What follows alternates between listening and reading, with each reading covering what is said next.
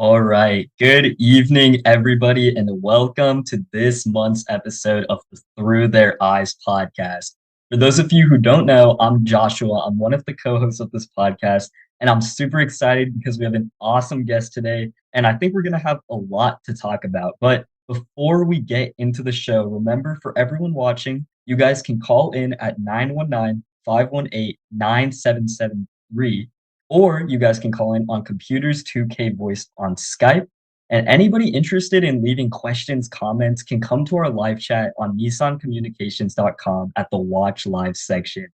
So, with that out of the way, I'm super excited to start off the podcast. Before we introduce our guest, I want to quickly introduce our co host, Emily.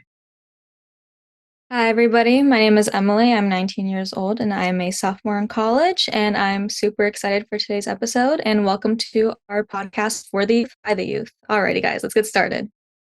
Right. Thank you so much, Emily. So, guys, I'm excited to introduce our guest today. We have a personal growth strategist and author, Florence and Romano. She's the author of the book Build Your Village, a guide to finding joy and community in every stage of life.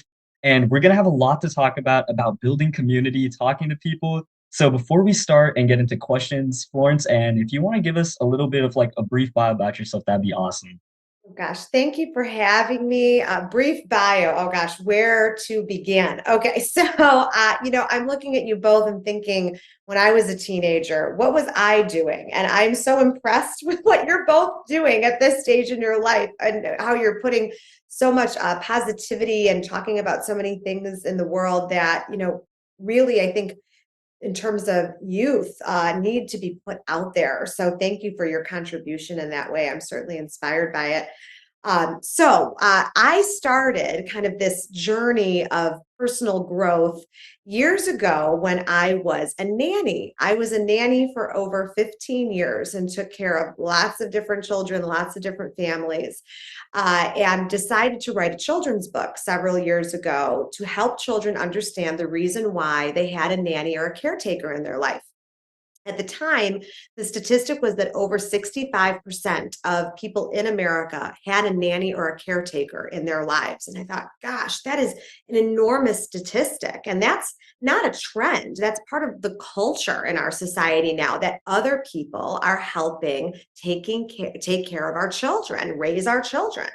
And so I got to do a lot of really fun media after the book came out and to be kind of this voice of childcare in the new millennium.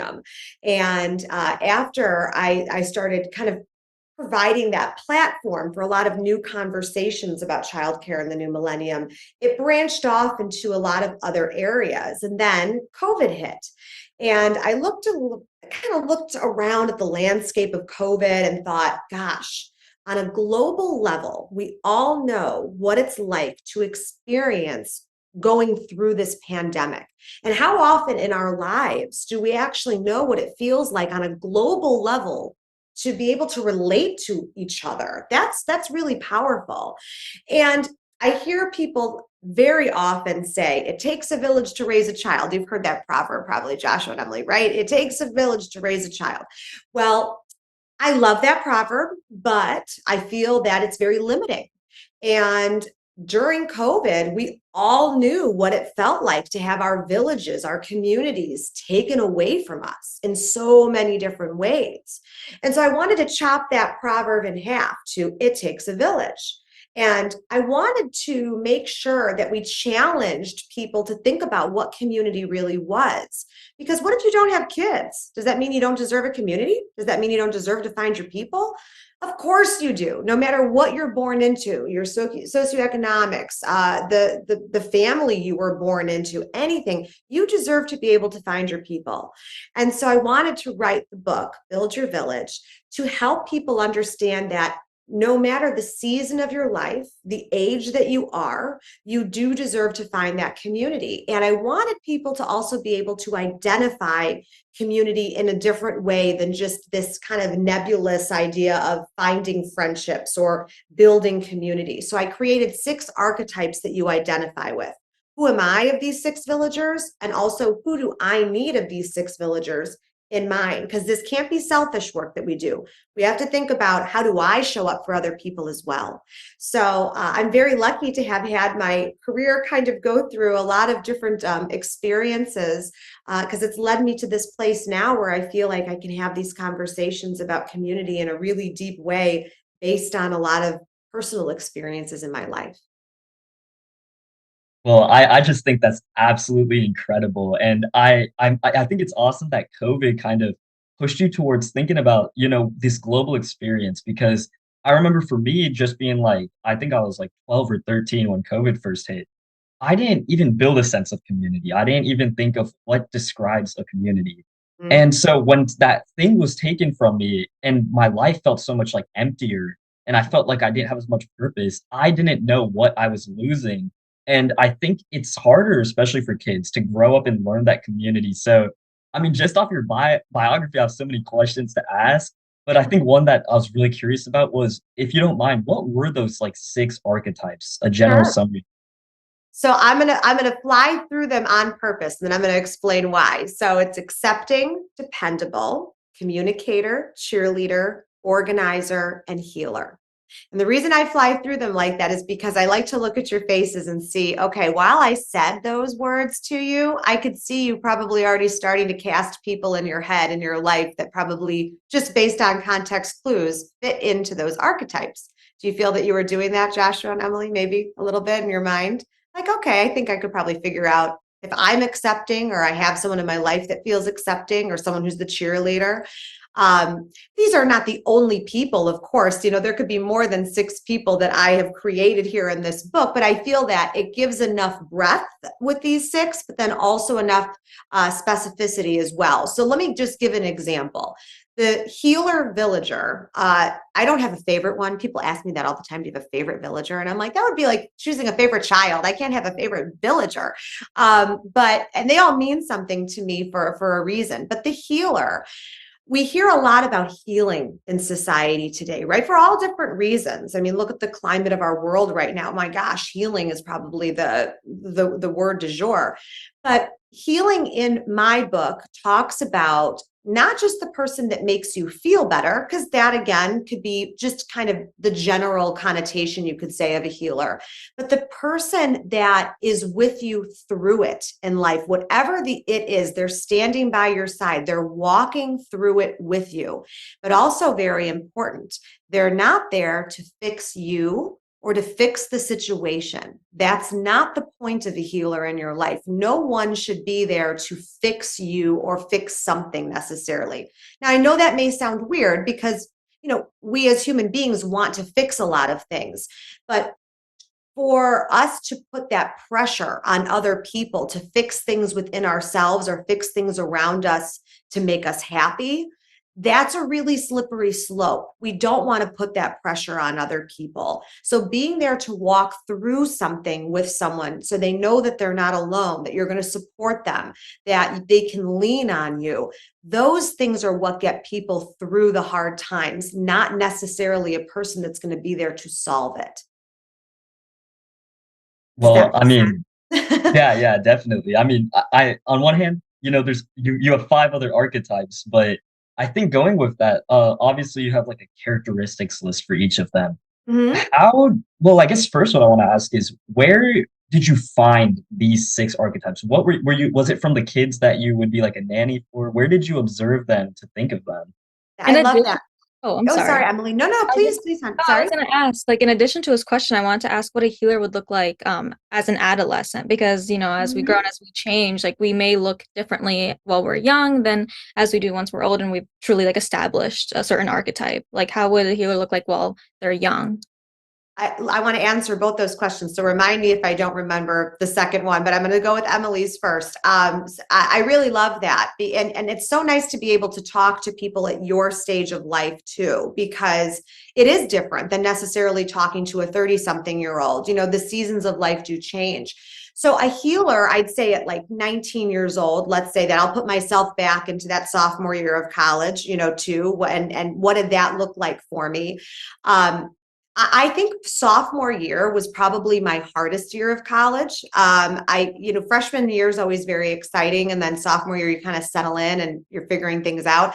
I also was a performance theater major when I was in college. And so I had a wonderful time, but it, it was a very demanding major in a lot of ways. And the one thing that I think I felt from the community that I built in my theater community in college was that I was surrounded by a lot of people that cared how you felt. They all kind of were natural healers. And I don't know if that's because we were all in performance theater and part of our job as actors was a lot of empathy, like trying to figure out how to play a character. There's a lot of empathy work that's done in that. But I think for me, it was being a part of a community that started talking about a lot of emotions, started talking about a lot of feelings in a way that I wasn't necessarily used to doing. Maybe in my friend group, maybe even in high school. I'd like to think I'm an emotionally available person, but we didn't talk about things the way we do now, I would say. And in college, I was surrounded by a lot of people who loved that emotional language. And this is also going to go into Joshua, what you were talking about too. I think I was naturally surrounded by the healers. And I think what was missing for me, Emily, was probably more so the cheerleader. And even though everyone supported each other, the cheerleader is not just the person that's rah, rah, yay, go you. They're also going to be there to help you through a lot of transitional times in your life. Maybe your parents are going through a divorce or you have a breakup or something like that. And it can be a difficult time for someone to be able to stand in your corner and be able to support you. Again, there's overlap with healer and cheerleader. All of that exists. But finding the right people who are going to support you in the way that you need support, I think I was trying to figure out my friend group in that way. So I love your question, Emily, because I think it depends on you have to look at your kind of, I always say your ecosystem. Who are your friends? And what do they mean to you in your life? Why have you selected them as your friends? I think that sounds so maybe basic to say that, but I think oftentimes we get into relationships and friendships sometimes just because it's comfortable or because it's easy and it's not necessarily the right people to have in our lives. They're not necessarily filling the roles that we need. And so Joshua, to kind of, piggyback on your question too, to kind of thread this together. Um, Creating the 6 archetypes for me really came down to me exploring what my ecosystem looked like in my friendships and my family and starting to identify, kind of like a play or kind of like a movie, casting different roles. And I thought, okay, if I'm going to cast people into roles, what are those words that I could use that I would cast the people that mean the most to me in my life? And then I started just kind of coming up with words, and I ended up deciding on those 6 because I felt that they were, again, the most general, but also had specificity to it. So going back to you, Emily, about how you would be able to identify who that healer is or who any of those archetypes are. An important note is to know, and then I'll take a breath here and let you guys talk so I don't go on this long tangent, but is to understand that you have to meet people where they are and not where you want them to be as friends. And I think often we put a lot of expectation on people and then they fall short. Then they fail us. You have to wonder, well, is it because I'm setting them up for failure? I'm asking them to be something that they cannot be to me. And that's not fair to them. It's not fair to you either. You're not going to get what you need from that relationship. So I know you selected that healer, but you kind of have to do that exercise for all of them, for all the people in your life, and think, is the right person sitting in the right seat? Well, I mean, thank you so much. I do not mind long tangents at all. It gives so much to listen to and think about. And I think because that was all about like how do we identify the archetype, the first thing that I just wanted to know is you talked about that gap about, Mhm, seeing people and where you want them to be rather than where they are. And mhm. more importantly, people making friendships out of comfortability rather than whether they actually need it. How do you think people can identify which of the archetypes they need? Like where there's a gap to be filled? Especially for teenagers, Right. when I think I don't want to say life is less serious, I like to think that the problems get scaled as you grow, but you're still dealing with the same problem for your age. Mhm. But yeah, how do these people know what they actually, which archetype they need, what they're missing? I think that's a great place to start because you know what? That's not a question that is isolated to your age group. That is a question every age group has. Like, how do I actually look at my village that I currently have, my community, and know whether or not I have what I need? So here's my first piece of advice with that. It is quality over quantity. You can't be sitting there thinking, okay, I need to get a full social calendar. So I am busy all the time and being with people all the time. And you know what? That's going to make me happy. That's going to make me fulfilled. I'm going to have all the friends and all the support I need. I'm going to tell you right now that some of the loneliest people I know are the busiest because what are they not doing? They're not filling up their life the correct way. They don't have the right type of support, the right type of friends. They're not doing the things that bring them joy. They're not with people that are helping enhance their life in that way. So when you start thinking about this concept of village, I always talk about low hanging fruit. Start looking like let Joshua and Emily, if you don't mind me using you as examples right now. As I talked about those six archetypes, would you say that you have all six of those people? You can have more than one accepting villager. You can have 10 of them if you wanted. Do you have all six of those people, would you say, in some way, shape, or form in your friend or family groups? I mean, oh, Emily, you can go ahead if you want. Oh, I was gonna say, I'm not sure if I would say that I have like all six. I feel like, well, within my family, I feel like all of us are just kind of like similar in terms of personality. So some of us might be like probably sticking to one or two. And within my friend group, I mean, I have like a pretty small circle. So I Mhm. wouldn't necessarily say like I have like all six like there as well. So I mean, like I think that's also like a pretty like interesting thought because it's just kind of like um make me want to like expand and look for more so like different things that I need, kind of like look outward and, just Right. what else is out there, I suppose. Not necessarily like ditch my friends, of course, but No, of course no, no, not. no. Oh no, I was kidding. I meant I was joking. I was No, joking. oh gosh, no, don't ditch your friends. I mean, Oh no, unless you should. I mean, no, I was joking. I just meant like seeing what else is out there and seeing what else I could possibly need. And like, it's kind of like the more the merrier, inviting something else that I might need into my life as well, and always being open and receptive to that. And Josh, I'm going to let you answer in just a second, but what I want to comment on there, Emily, is, just because you don't have all six does not mean you don't have a fully functional and fulfilling village. Right now, it may be good. You may look at these villagers and cast the people currently in your life and say, you know what, I have everybody but the organizer.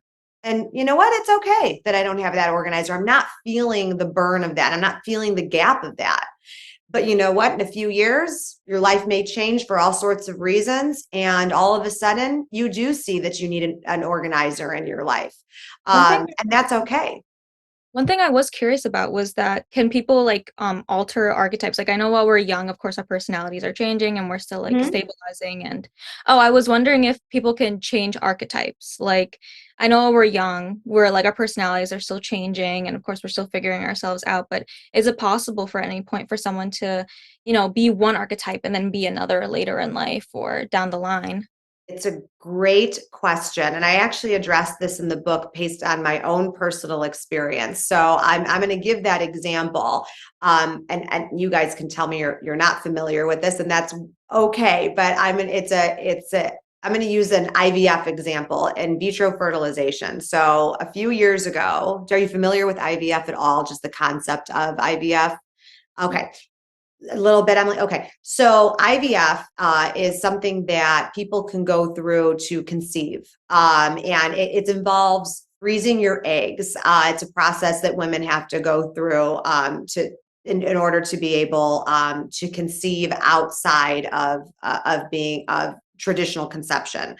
And I'm almost 38. And so I decided when I was 35 that I was going to freeze my eggs to make sure that one day I could have a baby. If I don't get married, do get married, whatever happens. And I had made that promise to myself. I kept that promise and did it when I was 35. And when I went through that, it's a lot of hormones and all sorts of things, and you're gonna go. It kind of makes you a little crazy sometimes because you're putting your body through a lot of stress. And at that time in my life, I felt like I was not able to be any of those villagers most of the time for the people in my life. And I'd like to believe I am my whole life, always try to be that person that shows up for everyone in every way. And for the first time in my life, I found myself unable to fulfill so many of those roles. And that was so hard for me. Instead, I needed a lot of support. And it was hard for me to even accept that I needed a lot of that support. But I needed to make kind of the peace with myself, knowing that this is just temporary in my life. I will go back to being able to be that organizer, be that cheerleader, do those things for people that I'm so used to doing. But right now, I can't do anything but what I'm doing right now in my own life, taking care of myself, trying to get through kind of this very transitional, very new period of experiences for me. So it was a lot of emotional work for me to understand what I could and could not do. And so, Emily, I use that as a very specific example, though, of a time in my life where I had to make a lot of decisions about priorities and also being honest with people about what was going on in my own life, and making myself also feel the permission to take care of myself and not feel like I was letting everyone down and failing everybody else. So that's a very specific example, but I did go back to being who I was to everybody after I was done with that part of my life. But even to this day, I'm sometimes 3 out of the 6, 1 out of the 6. And that's also different depending on the person. To one person, I may be all 6 to that person, and I don't know it, but I am. And so it really depends. It's really customized based on your relationship with the person. I want to just chime in here with a quick question, if I may. And this Sure. is a terrific conversation for anybody. But one of the questions I had is, this is a good roadmap, Mm-hmm. even recognizing when somebody is hurting. Mm-hmm. Because if somebody is too much of a cheerleader, what Mm-hmm. will they look like? Because somebody that's has too much energy in one of those areas is going to be a problem.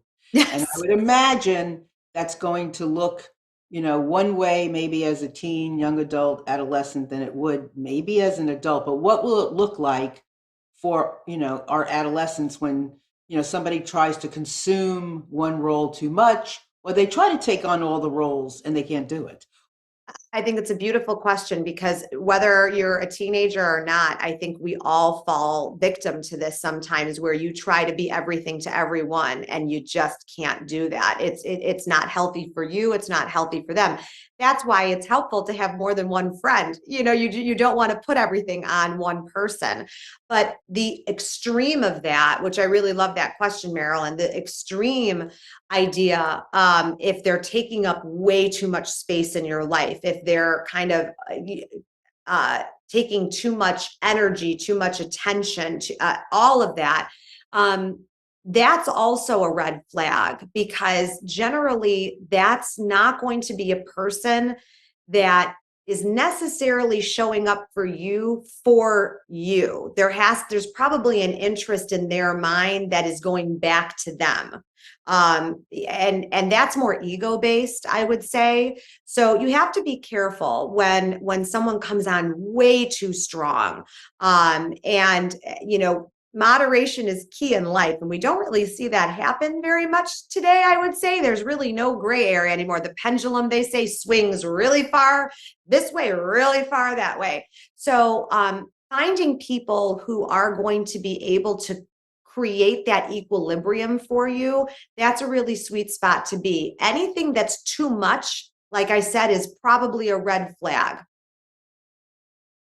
Yeah, and Florence Ann, if you don't mind me chiming in on that, I'm sorry. I'm just so invested in this one, definitely. But so I'm gonna bring back something you brought up way earlier, because Mhm. you also brought up things about like those people that are only there for you, like kind of manipulatively, or it's almost like they're using you, because that's definitely an issue too. I guess I Mhm. have two questions, but the first thing I was going to address was you brought up a point that I think really like touched me about how sometimes the busiest people feel the loneliest. Because I've definitely had those times where I feel really lonely, and then I'm with all these people, I'm making all these plans, and I still feel lonely. And I'm like, what didn't why is there need to be a change? And as you're talking, I'm thinking it is because there's this gap for me, right? Like I need to find somebody maybe from the cheerleader archetype, or I already have enough people from like the accepting archetype. But I think one of my thoughts with this is there's archetypes like the dependable archetype. When Hmm. does an archetype, and this goes back to what Marilyn said, when does the dependable archetype become you're just using that person versus Hmm. dependability?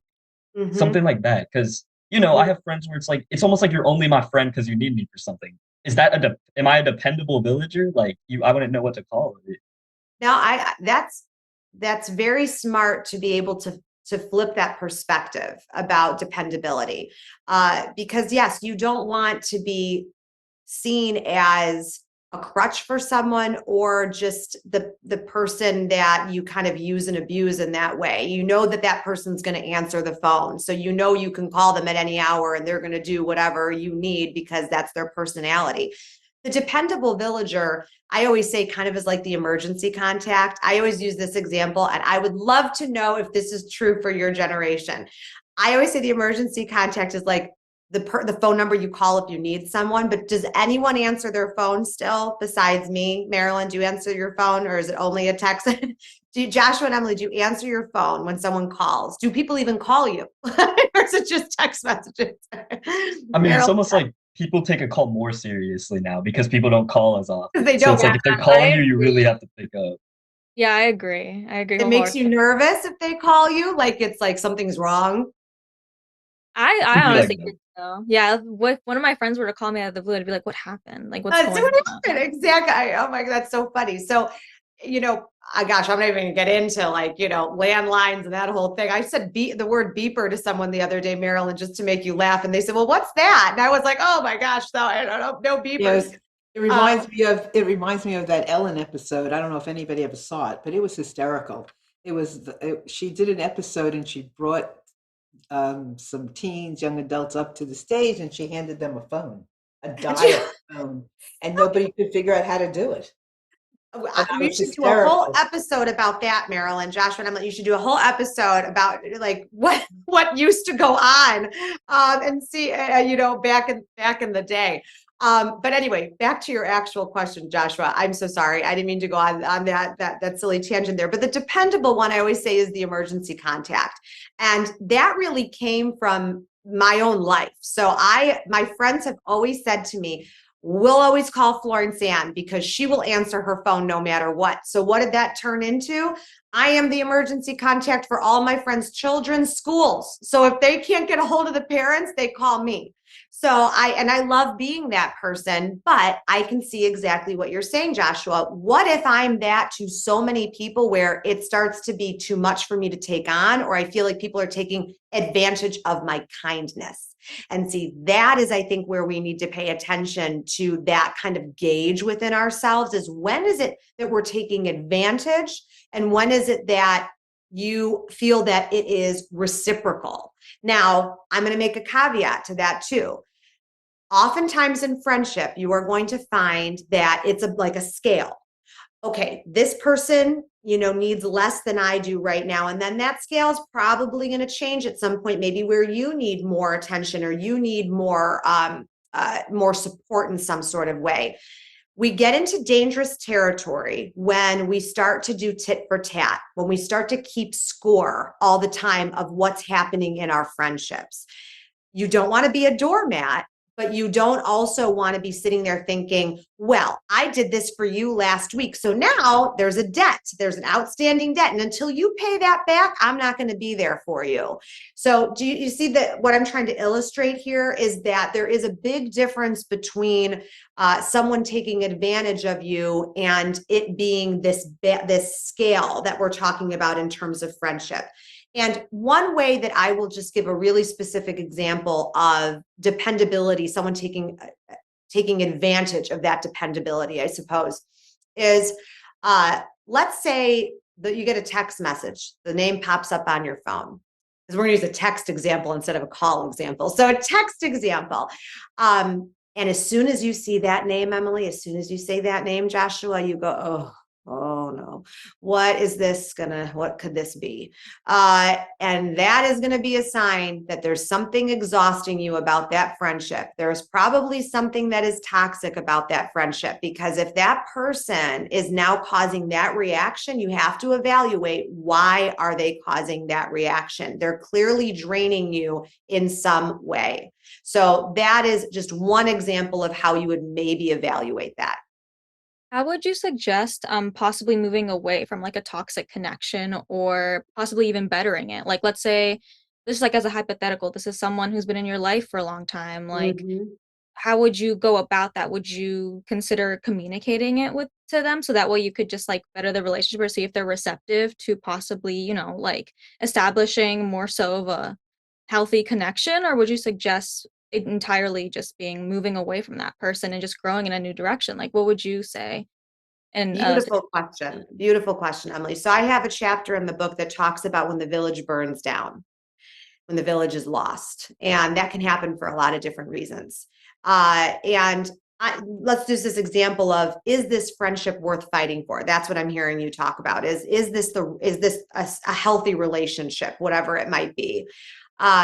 You have to decide whether or not it's worth fighting for, first of all. And the only way you're going to know whether or not it's worth fighting for is if you're able to identify and communicate what it is that is making you unhappy right now. So you just said those words to me about communication. I agree, communicate it.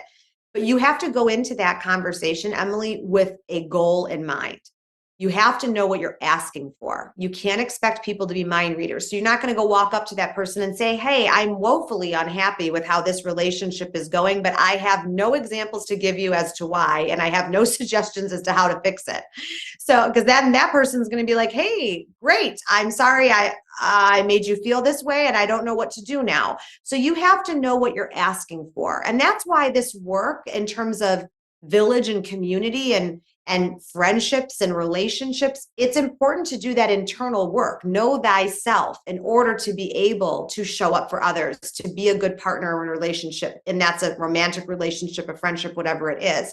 So before you can actually go up to that person and decide how that conversation is going to go, you have to know what what outcome you want it to be. And also, depending on how that person receives it, it may not be the outcome you want. Not everybody is able to receive the information that we give them in a healthy way, in a kind way, in an empathetic way. Sometimes they can't hear you.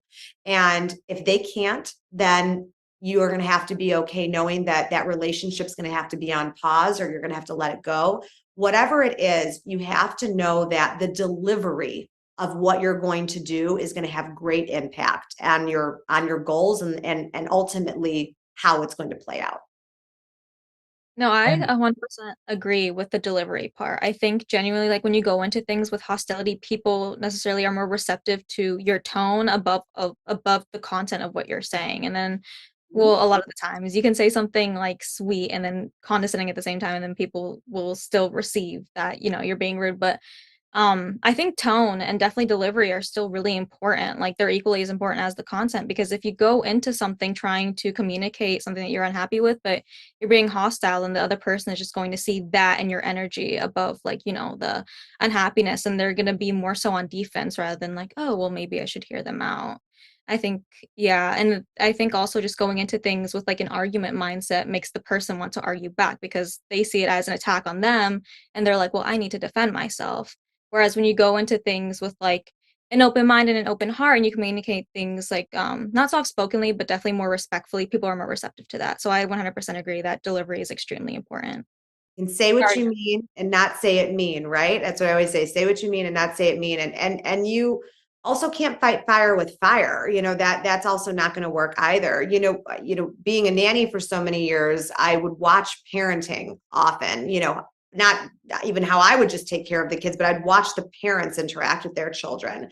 And one thing I think we do today that is a great lesson, not just for children, but for all of us, is taking a breath, taking a minute before you respond, and understanding that you don't have to be so reactive. We live in a world today when we're raising our children where I think again, the pendulum swings too far. We've gotten rid of old school things that I think were really important. We're replaced them with new school things that I think are too extreme, but that's a whole different subject matter. But one thing I think we do really well now with children, which again permeates, it waterfalls into us as adults, with children, that we're able to let them see the nooks and crannies in adults. We're able to apologize to a child when we say, I don't like how I just handled myself. I don't like how I just spoke to you. I don't like, um, how I behaved.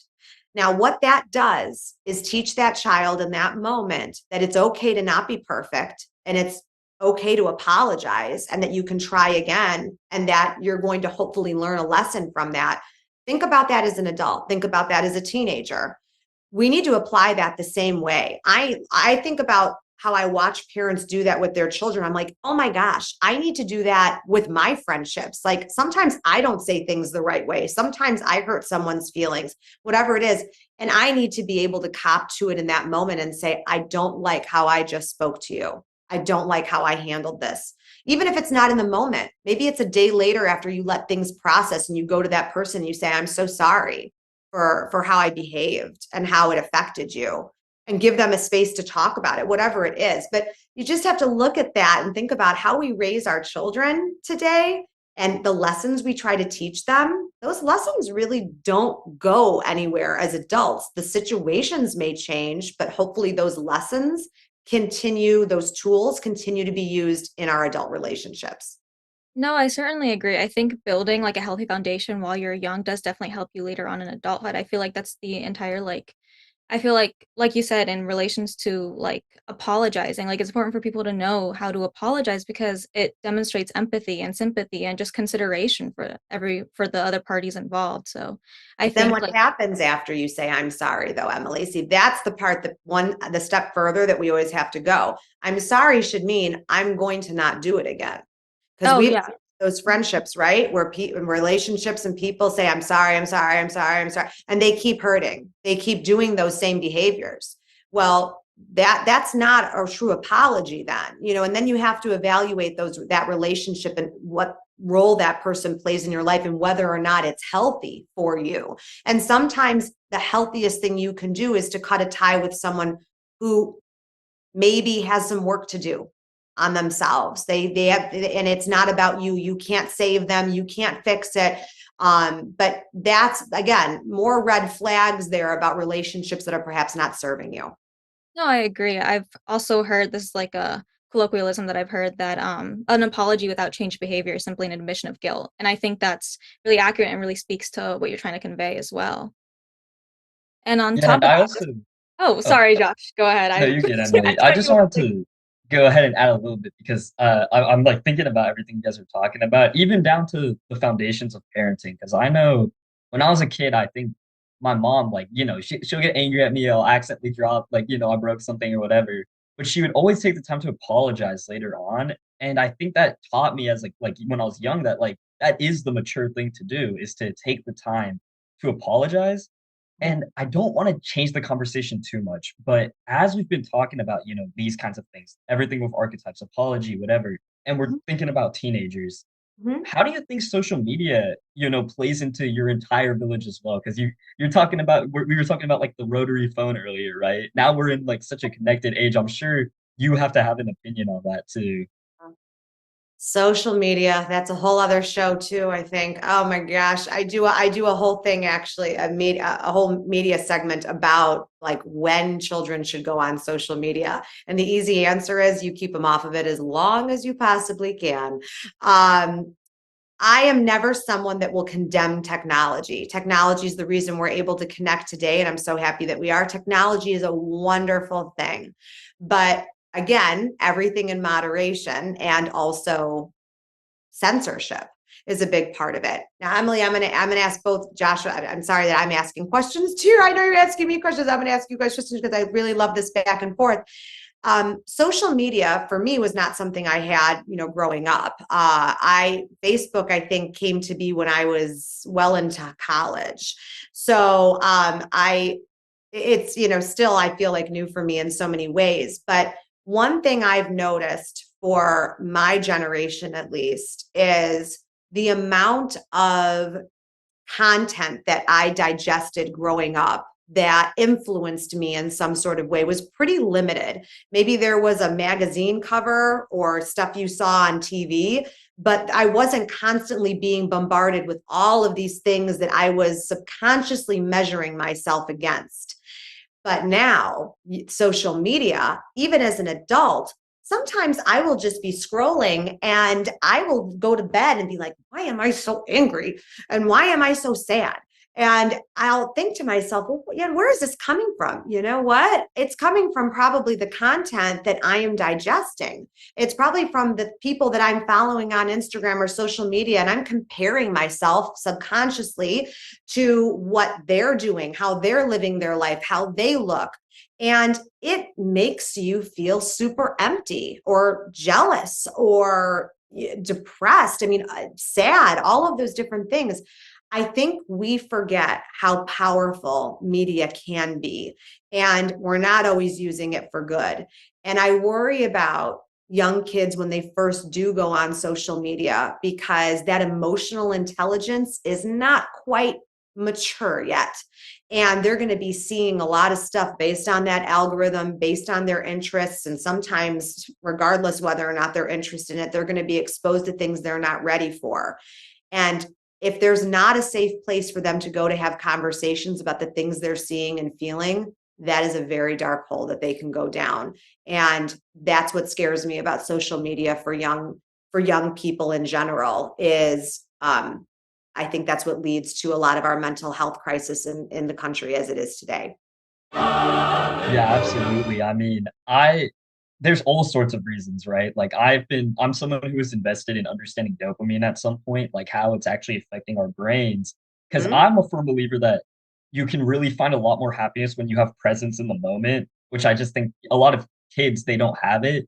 And I Mhm. even remember seeing something about this once. It was in some like video I'd seen about this guy was talking to a therapist once who's a therapist for elementary school students. And one of Mhm. the points they made was how many of those elementary school students that you do therapy for already have a phone? Because I mean, I remember being in elementary school and knowing like some kids who had social media. And so in my family growing up, I wasn't allowed to have it until like a lot later on. But even once I got it, I told no matter how much you prepare your brain mentally, I think a lot of teenagers feel like they're above it right now. They feel like they're above, oh, I'm not gonna like feel that bad. I don't feel bad, but they don't realize that psychologically their entire perspective on what their life should be is being shaped around social media. I mean, if the whole internet was telling you that the best life is being like a gardener and planting flowers, maybe that's what you'd go and do with your life. So, I think it's great you have those opinions. I definitely agree that my friends who are watching might not appreciate it, but I guess I agree that for kids, they should probably wait longer because it's just too hard to decide. Ideally, I don't even for adults, it's hard. And then you get stuck between using it for business versus using it for like social reasons, and you make all these excuses. So, I those are mean, just I'm on cons. it, Joshua. I'm on it. I mean, big part of me being able to do what I do is because I'm on social media. And I, as an adult, have to limit myself the amount of that I'm on it. I have to censor myself. And it's funny, we so often live by this phrase. I was going to give you a different phrase, and I'll say it this way: do as I say, not as I do. This tends to be sometimes a parenting thing. Do as I say, not as I do. We expect children to behave a certain way, young adults a certain way on social media, and adults can't even contain themselves. I mean, I look at some of the people that write things on social media, and I'm like, and here you are telling your kids to be kind, telling your kids to be tolerant, telling your kids not to do this and that, but here you are bullying. Here you are, making a fool of yourself. Here you are showing, dehumanizing or whatever the person is doing. So I have a big problem with people, getting on this pulpit of, preaching humanity and kindness when they're not able to take their own advice. So I think it actually starts with adults taking a good hard look at the example they're setting for their children and for even if they're young adults, children, or just whomever is in their life that is impressionable.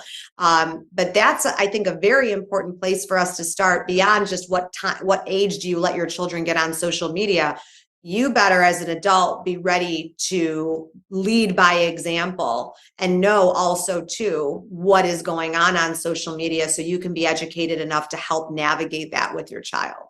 What would you say to teens who don't have adults who are capable of that self-reflection in their lives? What would you suggest to them in order to, well, either find examples or how to actually like deal with what they see on social media and how to like kind of interpret or kind of cope with all the negativity that's in the world and that they are perceiving through I love, social media? love, love that question, Emily. And that breaks my heart for kids, young adults that don't have that safe space, that don't have those adults that they can go to. I love, though, one thing about our world today where mentorship and there are so many different resources now available for young adults to give them that outlet if they don't have that role model in their life.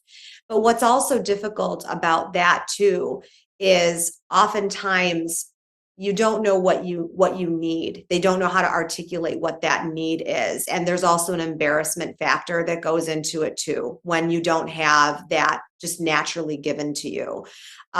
What's very difficult, I think, and very common for whether you're a teenager or an adult, asking for help is very, very difficult. And I always say, the number one fear in the world is public speaking, they say. If number two is probably asking for help. And the reason it is because that takes a lot of vulnerability. That takes a lot of honesty and bravery. This work that we're talking about today, community building, village building, there are some really, beautiful rainbow parts about it probably, but it's also serious work because not everybody wants to be able to look inward that way. So if you are a teen who is suffering from feeling like they are disconnected or don't know where to turn, one thing I will say about technology today is there are so many places to just hop on the computer and really start searching the right resources for what you need, or go to a teacher, or go to someone in your community, whatever your faith may be or spirituality. Find those places that you feel are aligned with your values where you could trust somebody. And Florence Ann, so responding to all that about like how can we help these kids? I'm curious about this in two ways. One, how do we, as just as teenagers, help people that struggle with issues regarding these things like social media? And then second of all, how can we help them finding their village? Like I'm a kid now who knows about what you're saying or might go ahead and read your book. How would I help somebody else who, oh, they need a villager in their life that can do this for them? I think when you're having conversations with your friends at this age, I mean, this like this, if you were like to walk into your friend's house or something and be like, hey, I'd like to talk about your village and your community and your all that, it would be like, what are you talking about? But I think that there's a way to phrase that to start a really important conversation.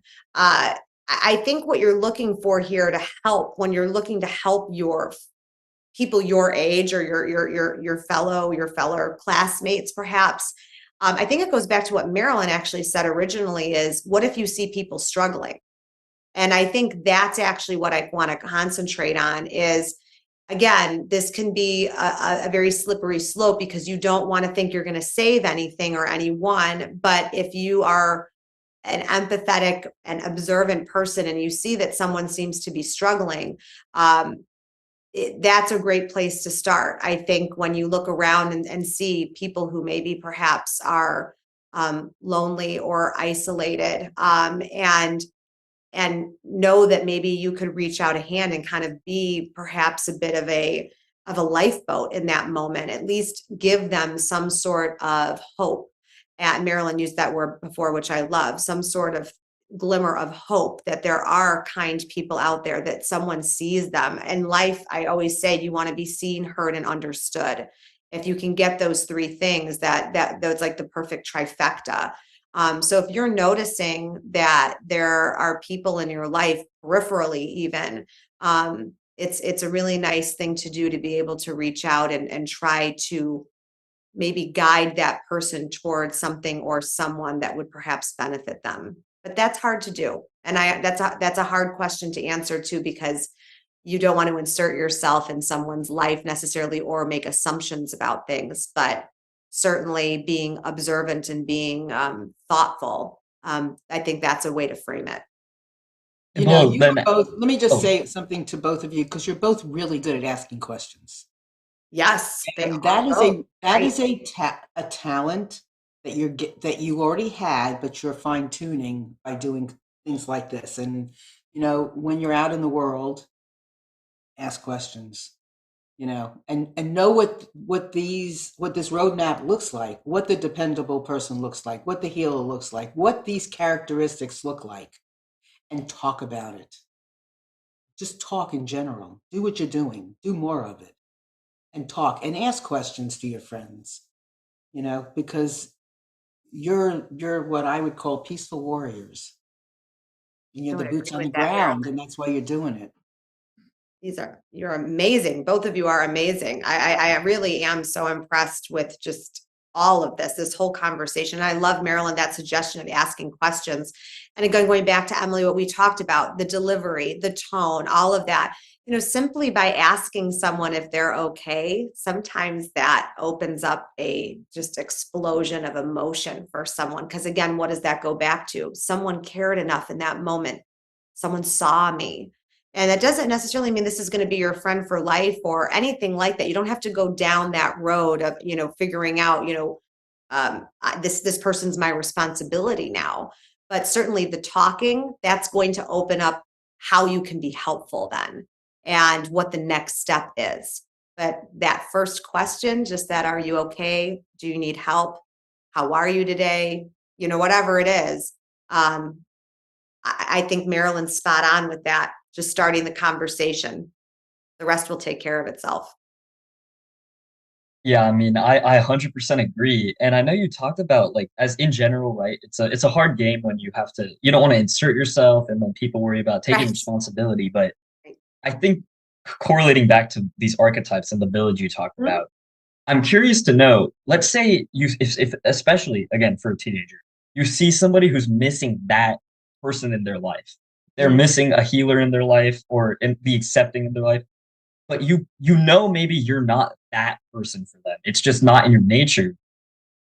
Should you how would you go about it as in would you try to change? Would you try to not change yourself because I think that implies a negative connotation, but just simply is that when you should take the time to figure out how can I be a healer and then intentionally change your archetype? Or maybe then that's when you redirect them to, hey, let's go out and make some new friends that could instead fill that role for you. I love the latter part of it. I think is very good that you could, be a part of the solution for that person. I'm going to use an adult example of dating. Like I'll say to a girlfriend or something like, I just need you to come with me and go to this party because I don't want to go there by myself. I said, I don't need you to do anything. Just be there with me.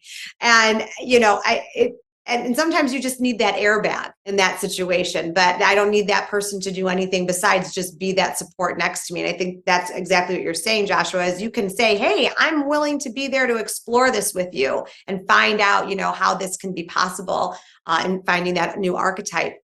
But going back to figuring out, do I have to change something about myself? It's not that you're changing anything about yourself. It's, again, this work is figuring out maybe I have the capacity to be a healer in some sort of way. I just never have had the opportunity to do it. And I always say, wouldn't it be great as a New Year's resolution? People are always like, oh, I'm going to, go to the gym every day. I'm going to lose 10 pounds. Or I'm not going to eat sugar anymore or whatever they say that they're going to do. Wouldn't it be great if instead you're going to say, you know what? I think I'm going to concentrate on being a better dependable villager this year. I think I have that in me and I'm going to really, really work on that within myself so I can show up for people that way. And then also work on understanding too, where in your life and your community and your villagers, that you can help figure out if, again, you have the right people sitting in the right seats and if it is fulfilling you in those ways, or you need to move people around, you need to recast, all of that. I think those are really important times in your life to take a pause, do those evaluations, and give yourself the opportunity to stretch, to grow into maybe some of these archetypes. You're going to continue to grow. There's a great saying, I'm becoming who I'm becoming. For the rest of your life, you are going to be this evolution. You are this living, breathing organism. You are not going to just stay this same person with these same thoughts your whole life. And based on your life experiences, you're also going to change. And that may open up a depth within you, a different door within you that is going to allow you to be one of those different archetypes. But that happens through life experience. And sometimes it's icky. Sometimes it's messy. Sometimes it doesn't feel good. It's uncomfortable. It hurts, but it pushes you. It stretches you and grows you to a place you never thought you could get to. And because you go through that, sometimes that mess becomes your message and it makes you stronger. You show up for yourself differently, show up for other people differently. So don't limit yourself into thinking, this is as far as it goes for me. I'm only ever going to be those 3 archetypes that I identify with right now. You have no idea where life is going to take you and how it's going to change you. And also always be the student. Always learn. If you are the smartest person in the room, you are in the wrong room. That is one of my favorite things that I keep with me all the time, my whole life. I always want to learn. I always want to be challenged. So if you do that, if you're constantly doing that in your life, you are going to find that you have so much more capacity than you thought you had. Well, I mean, thank you so much for just saying that because I think those words can reach out to a lot of people. Emily, I'm sorry if you had anything else you want to say, but these 2 little wrap-up points I want to do because we're coming up on time. First of all, if you have a copy of the book on you, do you mind showing it? Or if you Oh, happen to have one? let's see. It's behind me somewhere. Yes, I have it right here. Hold on one second. Uh, I'm sorry to turn my back on you like that. Okay. It's okay, it's okay. Here you go. This is the book, Build Your. This is actually the advanced reader's copy one before it actually hits shelves in February. So don't mind that, but that's what it looks like. And you could go, my website is florenceann.com or Amazon or anywhere books are sold, you could find it. All right. Thank you so much. Thank you so much. And then this was the second thing. Just out of my curiosity, I think it would be maybe fun with only a few minutes left. Sure. Could you relist, like as a summary, each archetype and then maybe with it say in just a few words, one big thing that person does, almost like a little summary of each of them? Sure. So one thing I'm going to say too in the book that I have is at the end of each chapter, you have action steps and gut checks. So the gut checks are what did I just learn? And the action steps are what can I do today? Not tomorrow, not 6 months from now, not a year. What can I do to actually take a step in the right direction with all this? Because we all have read those books before. They're like, hey, do these 10 things. And you're like, I'm not going to do any of those things. Those are all too hard and it's going to take way too much time. So I want it to be snackable content. So acceptable. That's the person that sees you for who you are. You're going to be the one that they can tell a secret to. That's the person you're going to tell a secret to. That's the one you can, confide in. The dependable, again, we were talking about the emergency contact, the one that can be there in a crisis. Cheerleader, that is not just the person who's going to be there for you just to rah. They're going to be there to help you through a lot of transitions in life. And they're going to also be very accommodating during those transitions where they're going to try to help you, support you to get you through it. The communicator, this is the person that puts the lid on kind of a boiling stove. They're going to put the lid on it and they're not going to turn up that fire. They're someone that you can delegate to. They're going to get things done. You can depend on them, not to get confused with dependable, but you can depend on them when you need something to be resolved and you can't handle it just yourself. The organizer, also a little similar to what I just described, but the organizer, I'm going to give an example in terms of community. Perhaps someone in your community has passed away and the family could really use a meal train. They could really use a lot of help. That's going to be the person that provides that meal train, that facilitates that concept. And then the healer, who we spent a lot of time on, that's your North Star, your North Star, your guiding light, the person that's going to walk through it with you, whatever the it is. So that was fast. I wanted to make sure we got that in before we hit the hour. I'm sorry. All right. Thank you so much, Florence and Romano. It was awesome having you on today's show. We appreciate you so much for your time, first of all. And I think this might be like one of the most fun podcast shows I've done too, because there was so much to so much to learn for me as well. I felt the time flew by like that for me. I felt really invested. So I think we usually let everyone just say like final thoughts, but my last thing is just make sure to check out Florence and Romano's book, Build Your Village. I know you brought up you had like a website. Is that just Florence and Romano? FlorenceAnn.com. And then we talked about social media, which I am on. Florence and Romano, you can find me. I answer every DM. So if anyone needs anything out there, you feel alone or you want to talk about any of this more, so please reach out to me. All right. Thank you so much. And then Emily, if you had anything else you want to say. I just want to say that I agree with everything that Josh said, and I'm really grateful that you came on and shared your tokens of wisdom with us today. I think everything that you said was absolutely beautiful and definitely resonated with me, and I think can definitely resonate with a lot of young adults. I think especially what you said about having to deal with some turmoil in order to like figure out where you are or possibly having that serve you. I think going through that is definitely like really important for self-development. I think it's also really valuable for young people because sometimes a lot of young people they're going through a hard time trying to figure out who they are. And I think, knowing that there's light at the end of the tunnel is definitely something that can get people through and help people push through. So thank you for everything. I really appreciate it. And I'm sure our Thank you viewers. both. No, thank you both. And thank you, Marilyn. Both of you, please promise me you'll keep going because you're both very talented. And I'm so impressed by both of you. So I've learned from you tonight too, just as much as you think you've learned from me. So thank you for sharing your heart with me. Appreciate it so much. And I want to just chime in because I am so over the moon with these two people. How could you not be? I am, but I know that they're just two of many. And I know that our teens, our young adults, our college students are a lot smarter. Yeah. And they're a lot more connected and together, and they will take this information and use it powerfully. So I'm just like, they're my future.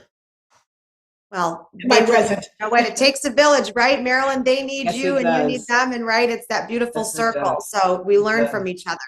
Yes, it does. So thank you so much for being here and sharing with us and everybody out there. We appreciate it. And we'll see you next month, right? Second Monday in the month. Do we have a guest yet? I mean, I'm trying to work on getting the UNC Chapel Hill kids, but for now, nobody confirmed. Okay, but show up because we'll have somebody good. Right. All right, everyone. Amnon, thanks so much. Everyone, thank you so much. Bye.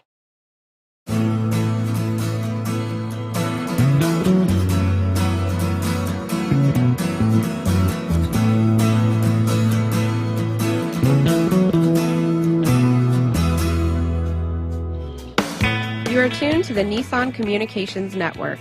If you tuned in too late, you can always watch each program in its entirety or download an MP3 audio file of it in the archives section at nissancommunications.com. Don't forget to subscribe to our YouTube channel, follow us on Twitter, and like us on Facebook. Sponsored by StreamingGear.com and DeltaForce.net.